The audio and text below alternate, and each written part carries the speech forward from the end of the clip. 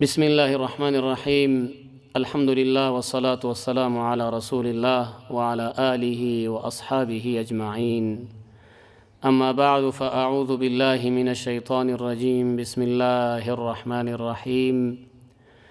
ولا تستوي الحسنة ولا السيئة ادفع بالتي هي أحسن فإذا الذي بينك وبينه عداوة كأنه ولي حميم. وقال رسول الله صلى الله عليه وسلم: إن أحبكم إلي وأقربكم مني في الآخرة مجلسا أحاسنكم أخلاقا، أو كما قال رسول الله صلى الله عليه وسلم. أما بعد، إن الله وملائكته يصلون على النبي يا أيها الذين آمنوا صلوا عليه وسلموا تسليما. اللهم صل على محمد وعلى آل محمد كما صليت على إبراهيم وعلى آل إبراهيم إنك حميد مجيد، وبارك على سيدنا محمد وعلى آل محمد كما باركت على إبراهيم وعلى آل إبراهيم إنك حميد مجيد. وبعد، الإسلام د سپیڅلی او مقدس دین درنو معززو جماعت کے حاضر مسلمانان ورونو، السلام علیکم ورحمۃ اللہ تعالی وبرکاتہ. د الله رب العزت نه شکر گزار یو چې یو ځل بیا د جمعې مبارکې د ورځې پر رسیدو د دغه اهم فریضې د ادا کېدو په مناسبت ستاسو حضور کې حاضر شولم او غواړو چې څو شیبې د لمونځ وخت را رسیږي. نننۍ موضوع به انشاءالله العزیز د اخلاق او چې اخلاق په اسلام کې څومره قدر او منزلت لري. آیا اخلاق تنها یو سلوک ته ویل کېږي که دا اخلاق په عبادات کې، په معاملاتو کې، په روش کې تر کوم حده پورې چې شریعت په دې مورد کې انشاءالله بحث کړی دی. د لمونځ د را رسېدو تر وخته پورې به انشاءالله زموږ تاسو بحث همدا وي. الله دې د ویلو سره توفیق د عمل ما ته راکړي او د اورېدلو سره تاسو ته، او چې دغه خپرونه بیا وروسته څوک اوري هغه ټولو دوستانو ته یې الله جل جلاله توفیق د عمل په نصیب باندې وګرځوي. دوستانو، پخوا له دې نه چې زه خپل بحث ته راشم، د رسول الله صلی الله علیه وسلم یو حدیث ته اشاره کوم چې علیه الصلاة والسلام فرمایي چې انما بعثت لاتمم مکارم الاخلاق. د دعوت او د دین او د اسلام او د شریعت او د رسول الله صلی الله علیه وسلم د رسالت پورتنی مفهوم او حکمت او فلسفه دا و چې نبی علیه الصلاة والسلام ویلي چې الله رب العزت زه پیغمبر تاسو ته لیږلم لپاره دی چې تاسې هغه اصلي او والا او اوچت اخلاق د اسلام ته تاسې ورسوم او هغه مکارم د اخلاق تاسو ته تکمیل کړم. پس معلوم شو چې اخلاق په اسلام کې مجرد یو سلوک نه ده، بلکې اخلاق په اسلام کې یو طرف ته د انسان انسانیت او د انسان هغه معنویت اوچتوي، بل طرف ته شریعت په دې کې د دې سړي دپاره اجر او ثواب او مکافات او حتی رسیدل تر جنت پورې رسول صلی الله علیه وسلم، حتی د نبی علیه الصلاة والسلام د محبت سبب، حتی د رسول الله صلی الله علیه وسلم د مجلس نزدیکترین انسان هغه سړی دی چې دی صاحب د اخلاق اوسیږي.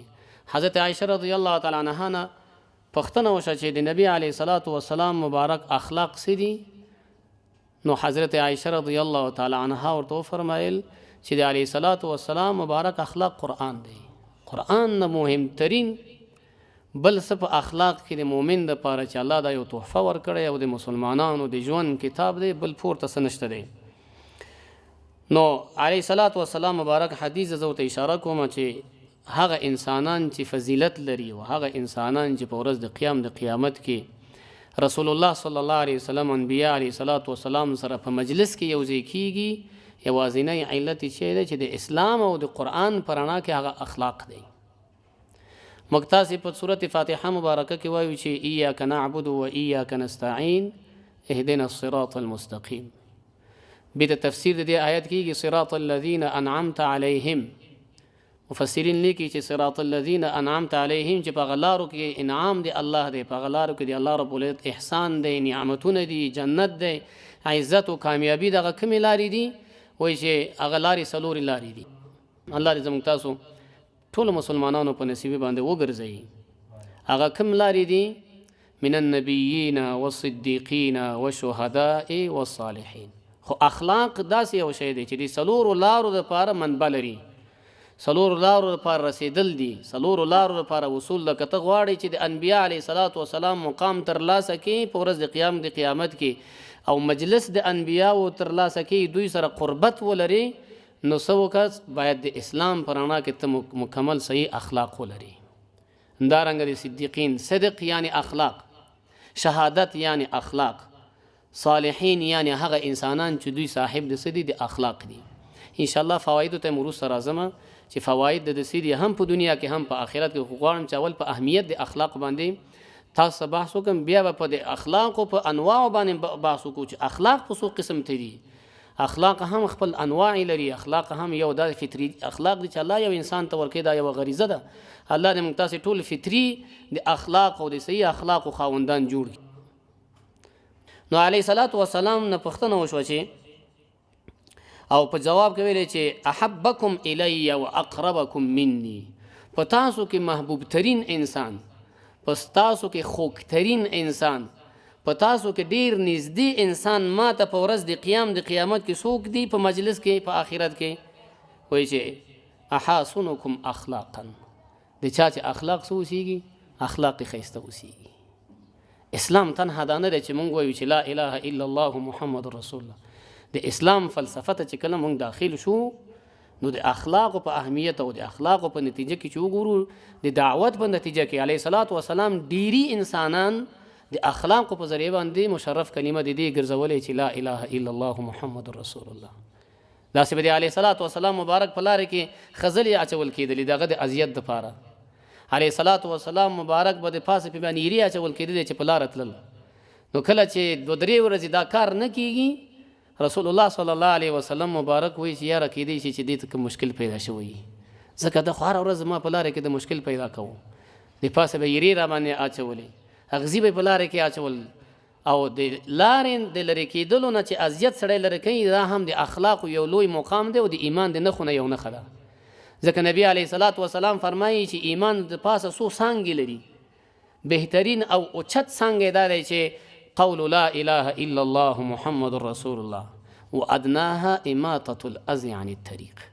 اخرترین څانګه او ضعیفترین څانګه دا دی چې یو شی په لارې کې پروت وي، مضر یي، مسلمانانو ته تکلیف پې پیدا کېږي، پښې مثلا په تیږه ټوکر کېږي، شیشې پرتي، اغزي پرتي، یا بل مسلم چې سپین ږیري او زاړه او دغه کسانان ته په لارې کې تکلیف پیدا کېږي، نو ته دغه شی د لارې نه مضر لرې کوې، دا د ایمان نښه ده او دا د اخلاقو څه دی؟ د اخلاقو یو نمونه دی. نو تاسو اوس وګورئ چې دا سیاسره یا دا کس چې د نبي علیه السلام په لارې کې خزلې اچولې، مرداري اچول او اغزي اچول، د پاسې مرداري اچول، خو کله چې 2-3 ورځې دا کار نه کېږي، نبي علیه السلام د هغه کور پیدا کوي، وزي ټک ټک ټک ټک دروازې ټکوي، پوښتنه کوي چې دا 2-3 ورځې یا زیات و کم دا زما په لاره کې ستا کوم عمل تا درلوده نن دا نه اجرا کېږي. ایمان و فکر وکړه شاید ته به مریض یې او یا به کوم دا و چې شاید دته اخلاق وایي، دته څه ویل کېږي؟ دا د اسلام په اخلاقو کې اوچت نمونه دی. کله چې دی د هغه د ضرر ورته رسوي، دی په مقابل کې څه کوي؟ پوښتنه کوي، نو توبه وباسي، وایي ما ته کلمه وښیه، زه اقرار کوم چې اشهد انک محمد رسول الله صلی الله علیه وسلم. پس دا د شی دی، د اخلاقو نمونه ده او د اخلاقو مکافات او د اخلاقو هغه مقام دی چې الله رب العزت په دین کې ایښی. نو علیه السلام څه وایي؟ وایي چې دغه اخلاق چې څوک اخلاق صحیح د قرآن او د حدیث په رڼا کې درست اخلاق لري، احبکم الی، په ټولو انسانانو کې دا امتی زما محبوب انسان دی. حتی اخلاق چې کله محبت د رسول الله صلی الله علیه وسلم ذریعه وګرځي، محبت د الله رب العزت ګرځي، همدارنګه د الله جل جلاله انسان باندې څه کېږي؟ دا انسان سبب د مغفرت د الله ګرځي. الله فرمایي جل جلاله اعوذ بالله من الشیطان الرجیم ان کنتم تحبون الله فاتبعوني. که غواړئ چې الله د سره مینه وکوئ، الله تاسو سره مینه وکړي، څه وکوئ؟ فاتبعوني. پیغمبر صلی الله علیه وسلم ته دی ته زما اطاعت وکوه.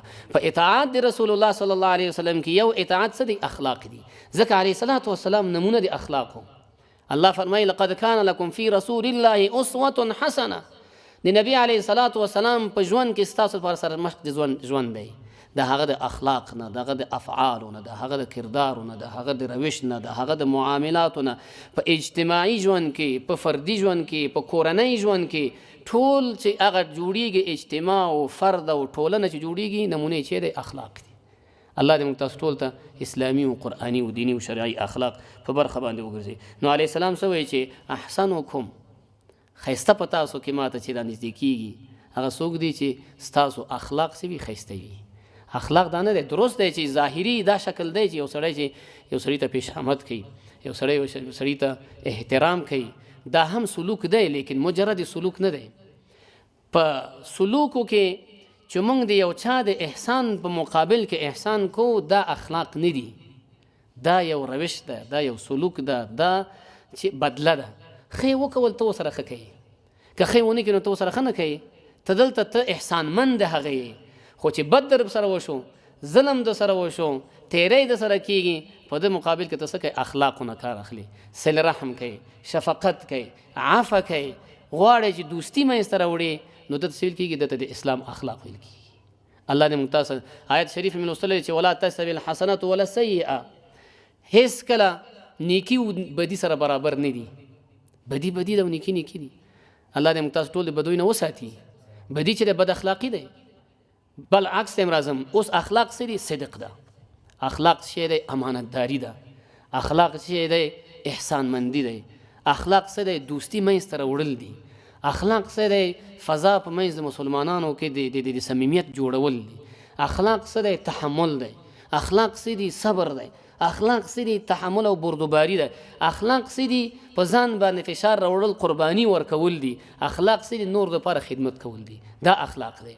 که اوس مونږ وغواړو چې په خپله وخورو، په خپله وسکو، او د بل چا په غم او د بل چا په درد او د بل چا په غم کې شریکین، دا اخلاق نه دي، دا د اسلام د مواصفاتو ځینې هم نه دی. نو که غواړې علیه الصلاة والسلام ویلی چې ما سره نږدې شي، که غواړې نبی علیه الصلاة والسلام وی جنت کې ما سره مجلس ونیسي، د صلحاو، د شهداو، د صادقینو، د انبیاو ځای کې کښېنې، څوک د احسنکم اخلاقا، چې د دوی اخلاق ښایسته وي، د دوی رویه ښایسته وي، د دوی کردار ښایسته وي. کله چې اخلاق جوړ شي دینی، اسلامي، قرآني، نو بناء دوستانو دې سړي کې هغه ظاهر هم معلوم شي.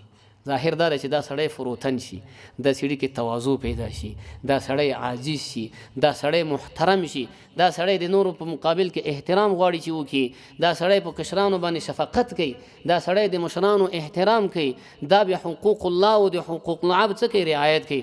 نمونه او سرمنشق به چیرته په اخلاقو کې به اوسېږي. ځکه دی بیا د هر څه په غم او د هر څه په درد او د هر څه په فکر کې شي چې بالاخره نتیجه یې څه دی؟ آخرت دی. اخلاق سبب د دوستی راوړل منځ کې دي. یعنې که په دوه کورونو کې دښمني اوسېږي، بدبختي اوسېږي، قرابت بالخصوص ذوي القروب، یعنې کسانان چې هغوی ذوي الارحام او ذوي الفروز دي او اقارب دي او صله رحم والا دي، اوس موږ په ډېر واړو شیانو باندې غواړو چې تره دی، کاکا دی، ماما دی، ټولنه کې دا بدبختیګانې شته دي، خبرې نه کوي سره، ته ما کر نه راځي، زه تا کر نه راځم.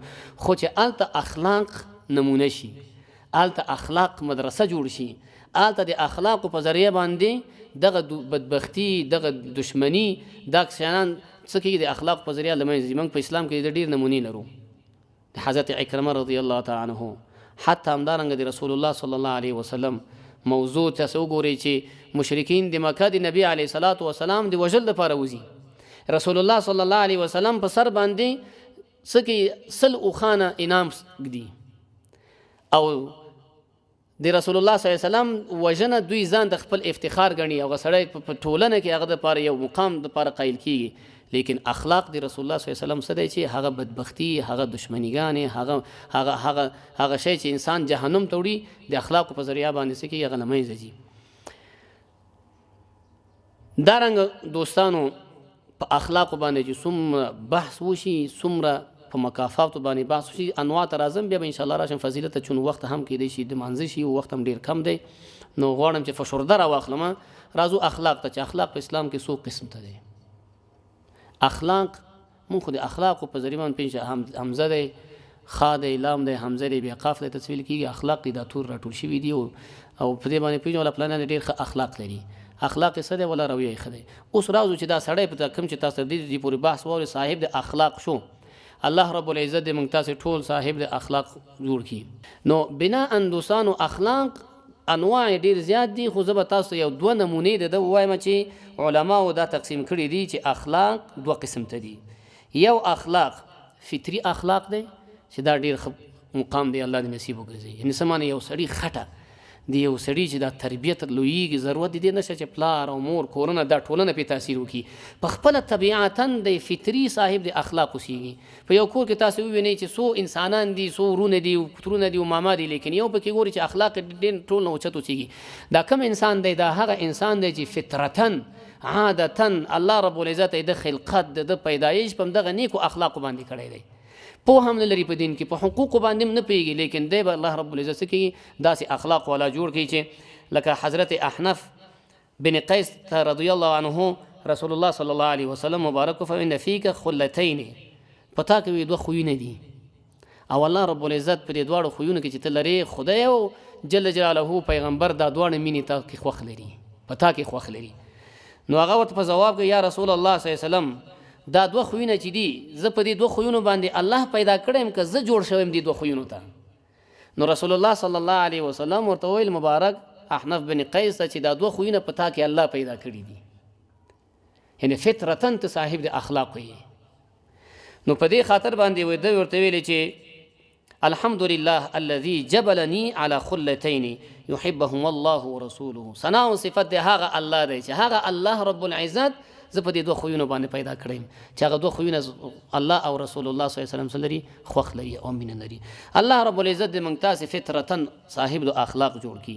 دویم قسم اخلاق چې دی دوستانو دا کسبي دی، دا تر ټولنې پورې، تر کوره پورې، تر ماحوله پورې دا څه کې تاثیر لري.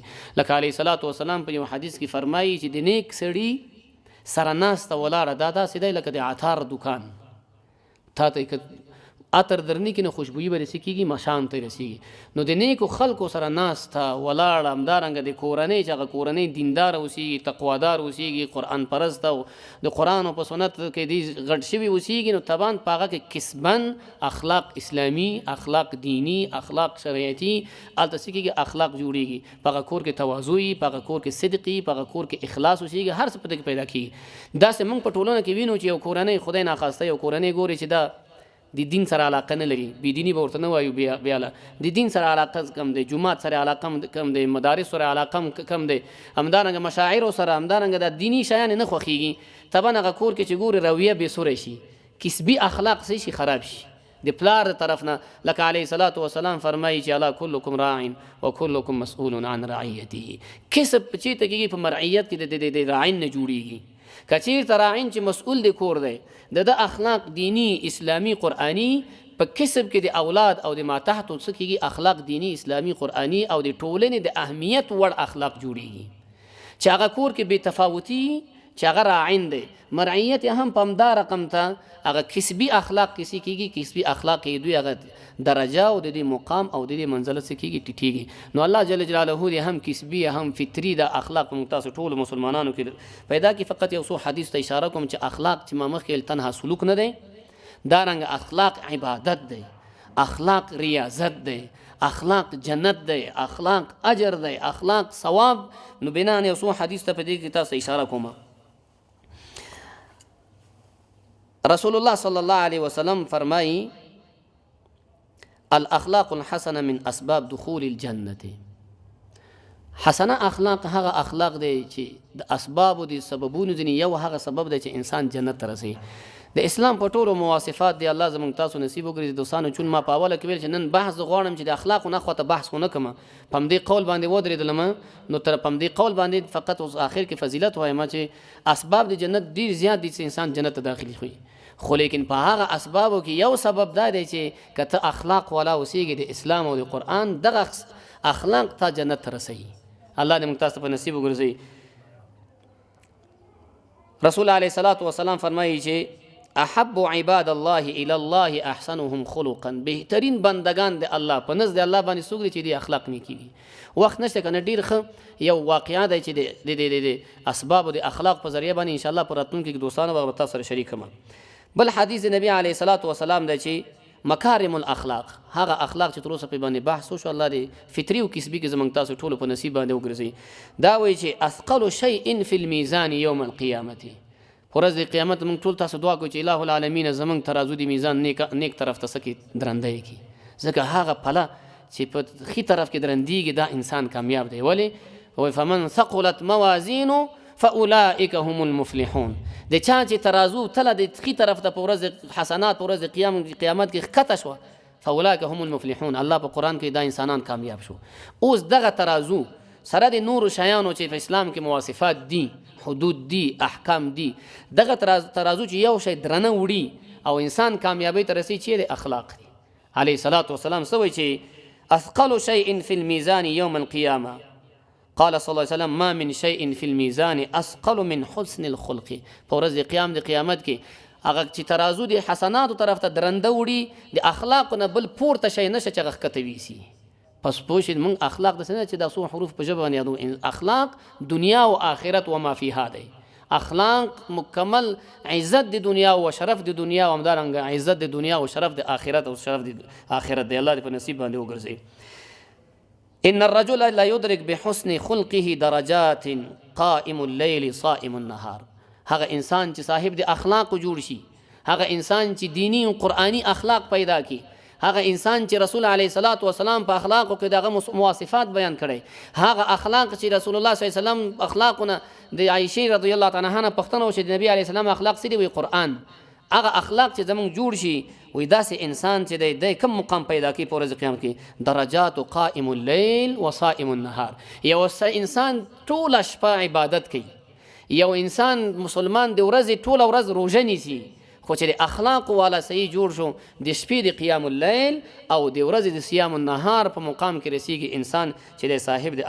اخلاق اوسیږي الله دې زموږ تاسو ټولو مسلمانانو اخلاق اسلامي او قرآني او دینی شرعي وګرځي دا څو جملې او نقطې چې وړاندې شو وویل شو الله دې اول چې ما وویلې توفیق د عمل ما ته راکړي بیا چې تاسو دوستانو واوري دوستانو توفیق د عمل تاسو درکې څوک چې اوس اوري وروسته ویني د خبرونه او دا ثواب دی الله عمل دی هغوی ته هم په نصیب وګرځي او دا موعظه چې واوري دوستانو کورونو کې خپل کورونو کې په باندې بحث وکوي الله دې موږ تاسو قرآني والا او شرعي والا اخلاق والا په قرآن او په دین په شریعت کې جوړ کړي رب العالمین زموږ تاسو په دې ملک کې امن او قراری او بیغمی او دغه بدبختی او د ولګي فاقه چې په تاسو راغلي الله دې لري کړي او ورورولي او محبت لکه څنګه چې اخلاق یو نمونه د دې چې سبب د محبت او دوستی په ټولنه په کور او په فامیل کې جوړیږي الله دې د اخلاق په ذریعہ باندې زموږ تاسو ټولنه کې مودت دوستی او محبت پیدا کړي وما علينا إلا البلاغ أقول قولي هذا استغفر الله لي ولكم ولسائر المسلمين فاستغفروه إنه هو الغفور الرحيم برحمتك يا أرحم الراحمين